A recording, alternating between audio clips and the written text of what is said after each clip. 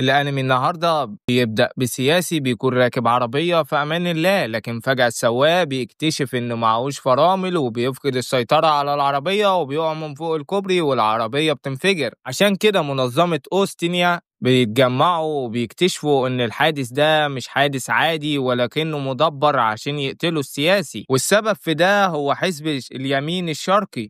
وعشان يقدروا يكشفوا الخطط بتاعتهم يستخدموا أفضل جاسوس عندهم، الراجل ده معروف بلقب الشفق. وفي الأثناء دي بيكون الشفق قاعد وماسك الجورنان في إيده وبيكون قاعد بيقرأ جواه الشفرة اللي المنظمة بعتتها له عشان يعرف إيه هي المهمة بالظبط. هدفه بيبقى قائد حزب الوحدة الوطنية واسمه دونافان. الراجل ده بيكون شكاك جدا ومش بيظهر في أي مكان، بس الطريقة الوحيدة عشان يوصل له هي إنه يدور على ابن يتبناه ويوديه كمان المدرسة عشان يقدر يوصل لدونافان، لأن دونافان بيحب ابنه جدا وبيزوره كتير في المدرسة. بس هنا بقى بيتعصب الشفق جدا لأن بيبقى قدامه أسبوع بس وعايز يجيب ابنه وكمان يدخله المدرسة، بتبقى حاجة صعبة على الشفق. لا طبعا. بيروح بعد كده الشفق على الغرفة اللي هيقعد فيها وبيفتشها كويس جدا عشان يتأكد إن ما فيهاش أي أجهزة تصنت، وبيحط اسمه مستعار وهو اسم لويد وبيخلي مهنته طبيب. بيروح الشفق بعد كده دار الأيتام وعشان يتبنى أي طفل من هناك، لكنه بيلاقي إن الأطفال مش نافعين، فبيقول للمسؤول عن الأطفال إنه عايز طفل بيعرف يقرأ ويكتب، فبيقول له بس كده، وبيشاور له على أنيا اللي بتكون بنت مش عادية وخارقة الذكاء وكمان بتعرف تقرأ الأفكار. وزيادة على كده كمان ان مدير دار الايتام عايز يخلص منها لانها مزهقاه في عيشته ومطهقاه في اليوم اللي شافها فيه، وبتثبت له انيا ان هي ذكيه جدا وبتقدر تحل الكلمات المتقاطعه في ثانيه الا ثانيه. ساعتها لويد بيوافق على طول لانها هتنجح بالطريقه دي في امتحان القبول في المدرسه، وبتقدر انيا تقرا افكار لويد وبتعرف كمان انه هو جاسوس. بعدها بياخدها للبيت وبيسيبها بقى تقعد تتفرج على التلفزيون، ولسه هيخرج بتمسك في رجله كأنها بنته وبتقول له أنا مش عايزاك تسيبني لوحدي. وبياخدها معاه لويد لكنه بيتدبس في حاجات كتير وخلته يشتريها كلها. بيجي تاني يوم وبيخرج بقى من غيرها وبيقول لها تقعد مكانها وما تتحركش، لكن أنيا بتبقى بنت مثيرة ومش عادية تفضل تخرج، لكنه في الآخر بيقدر يحجزها مكانها. بعدها بيروح يقابل صاحبه وبياخد منه أسئلة الامتحان عشان يخلي أنيا تنجح في الامتحان بسهولة.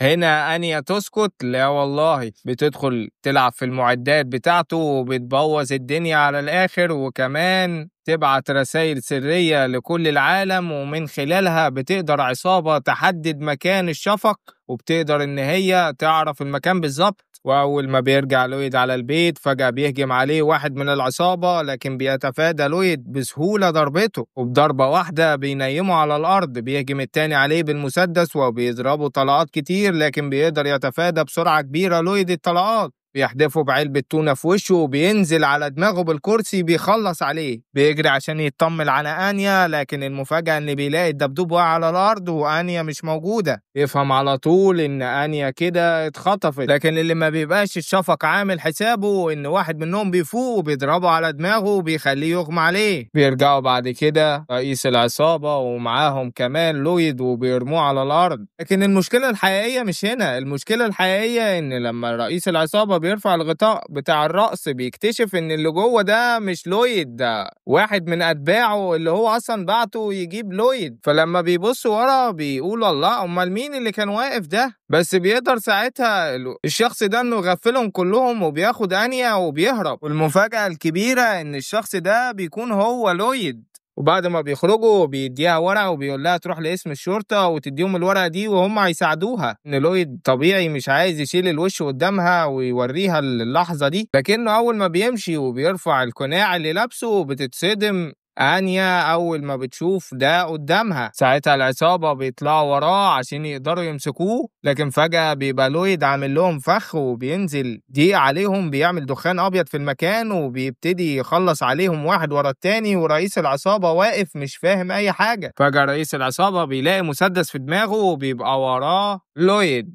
ساعتها لويد بيرجع تاني بيلاقي آنيا قاعدة في الشارع، وأول ما بتشوفه بتجري عليه وبتحضنه وبياخدها عشان يعيشوا في مكان تاني، لأن بالتالي الشقة دي انكشفت. بيجي تاني يوم وبتروح آنيا عشان بقى تمتحن امتحان القبول في المدرسة، وبعد ما بتخلص بتقدر إن هي تنجح في الامتحان. بس بتواجه لويد مشكلة تانية، وهي إنه لازم يبقى فيه أم كمان، مش مجرد أب بس، لا ده كمان عايزين أم لآنيا. فبيلبس واحد من صحابه لبس الستات وبيعمله مكياج، لكن بيبقى شكله وحش جدا ومكشوف إنه راجل. على الناحية التانية بنشوف بنت اسمها يوري بتكون شغالة في مطعم عاملة وبتكون عازبة، ولما بتروح البيت بتكلم أخوها في التليفون وبيبقى قلقان عليها لأنها لسه ما اتجوزتش لغاية دلوقتي، وبيقول لها إن هو عايز ياخدها معاه لأنه بيتنقل في أماكن كتير بسبب شغله. ساعتها بتضطر تكتب عليه وبتقول له إن هي تعرف واحد وكمان هتروح الحفلة معاه. يقول لها أخوها إنه هيبعت واحد صاحبه عشان يشوف الشخص ده ويتأكد إنه شخص كويس. بعد ما بتخلص المكالمة بتبقى يوري متوترة لأنها ولا تعرف حد ولا شافت حد قبل كده. بيجي اتصال تاني ليوري وبتبقى يوري مخبية سر كبير، وهي إنها شغالة قاتلة محترفة. تاخد المهمة وبتوصل عند الرجال وبتقتل أول 2، بتدخل على الباقي وبتخلص عليهم هم كمان. وبيجي تاني يوم وبيوصل صاحب لويد ومعاه ملفات كتير فيها البنات اللي لسه ما اتجوزوش عشان لويد يختار منهم واحدة تكون أم لآنيا. بعدها بياخد لويد آنيا وبيروحوا للمكان اللي هيشتروا فيه هدوم جديدة لآنيا. بس بالصدفة بتوصل يوري وبتعدي من وراه وهو مش بيحس بيها خالص، وبيستغرب لويد هي ازاي عدت من وراه من غير ما يلمحها ولا حتى يحس بيها. بيقدر يتذكر كمان ان هي كانت من البنات العازبة اللي شافهم في الورق اللي جابهم صاحبه. لكن بتلاحظ يوري ان لويد بيبص لها كتير، فبتقول له انت بتبص لي ليه، هو في حاجة؟ يرد عليها لويد رد صادم وبيقول لها انا كنت منبهر بجمالك. ساعتها بتحس يوري ان هو ده الشخص المناسب اللي هترتبط بيه وتروح معاه الحفلة، لكن بتزعل جدا اول ما بتشوف آنيا جاية بتقول له يا بابا. بتفكر وبتقول انا ما صدقت لقيت شخص مناسب. وطبعا عشان آنيا بتقدر تقرا الافكار بتعرف هي بتفكر في ايه، وبتعرف كمان آنيا من خلال أفكارها إنها قاتلة محترفة. بتقول لو الجاسوس والقاتلة اتجوزوا بعض هتبقى حكاية مثيرة. بتساعدها آنيا وبتقول للويد أنا بقالي كتير حاسة إن ماما وحشاني جدا. فبتقول له يوري هو أنت مش متجوز؟ فبيقول لها لويد أنا فقدت زوجتي من 2 سنين. فبتقول له يوري أنا عايزاك معايا في الحفلة لو ينفع تيجي. فبيوافق لويد إن هو يجي معاها الحفلة، بس في المقابل طبعا إن هي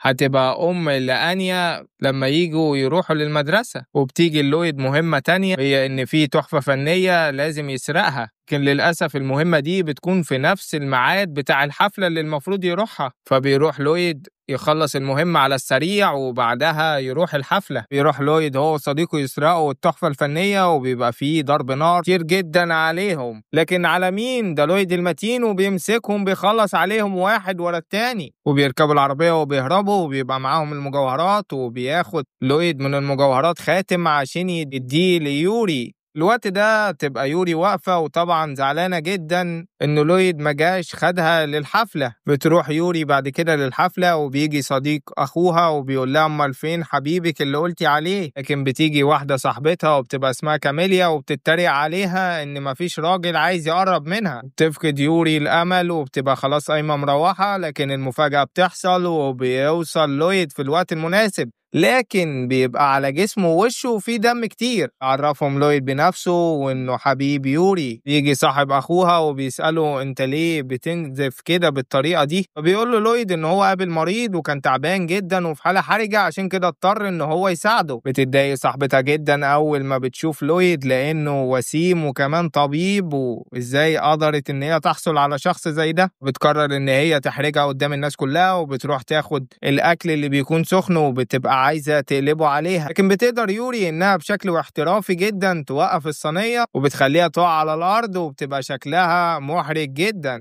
كاميليا تهدى على كده؟ لأ طبعًا، بتروح عشان تبوّظ الدنيا أكتر، بتقول للويد أنت تعرف إن هي شغّالة عاملة نضافة والّا لأ؟ لكن بيكسفها لويد وبيقول لها أنا عارف كل حاجة، وعارف إن هي كمان كانت بتشتغل عشان تصرف على أخوها بعد ما والدها ووالدتها ماتوا. بتتفاجئ طبعًا يوري من رَدُّه وبتبقى مش عارفة تقول له إيه، وبعد ما بيخرجوا من الحفلة بيروحوا يركبوا العربية، وأثناء ما بيكونوا ماشيين بتدخل فيهم عربية وبيبقى فيها مطاردة كبيرة جدًا من العصابة، بيقدر لويد ياخدهم لمكان، وأول ما بينزلوا العصابة يدوروا عليه بيظهر لويد على طول وبيخلص عليهم، وبيقدر يهرب هو ويوري، لكن بيظهر شخص من وراهم ولسه هيضرب عليهم نار، لكن بيمسك لويد الحديدة وبيحدفها عليه بيخلص عليه، بيظهر واحد تاني وبينط عليه ولسه هيضربه بالسكينة، بسرعة البرق بتضربه يوري بالرجل بتطيره، بيظهر واحد تاني ومعاه رشاش وبيفضل يضرب عليهم لكنهم بيهربوا منه، وبيقدروا يلاقوا اتنين وبيخلصوا عليهم. أثناء ما بيكونوا بيجروا بتقول له يوري حاجة غريبة جدا، وهي إنها فعلا عايزة تتجوزه. بيقع لويد على وشه من المفاجأة،